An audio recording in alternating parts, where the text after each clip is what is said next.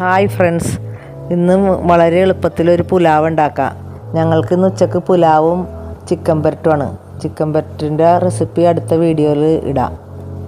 ഒരു കുക്കർ വെച്ചിട്ട് അതിലേക്ക് നെയ്യ് ഒഴിച്ച് പട്ട, ഗ്രാമ്പു, ഏലക്കായി, ബേ ലീഫ് ഇതെല്ലാം ഒന്ന് മൂത്ത് വരുമ്പോൾ ഒരു സവാള, ഇഞ്ചി, വെളുത്തുള്ളി പേസ്റ്റ്, 2 പച്ചമുളക്, അത് പച്ചമണം മാറി വരുമ്പോൾ ഞാൻ ജീരകശാല അരിയാണ് എടുത്തേക്കണത്. 1.5 ഗ്ലാസ്സിന് 2.5 ഗ്ലാസ് വെള്ളം ഒന്ന് നിരക്കിൽ. അതൊന്ന് ഇതായിട്ട് വരുമ്പോൾ അതിലേക്ക് ക്യാരറ്റ്, ബീൻസ് അതെല്ലാം ഇട്ടൊന്ന് മൂത്ത് വരുമ്പോൾ ഞാൻ തേങ്ങാപ്പാലാണ് എടുത്തേക്കണത്. തേങ്ങാപ്പാലാകുമ്പോൾ ഇത്തിരി രുചിയൊക്കെ കൂടുതലുണ്ടാവും, അതുകൊണ്ടാണ് തേങ്ങാപ്പാൽ എടുത്തത്. അത് എന്നിട്ട് അതിൽ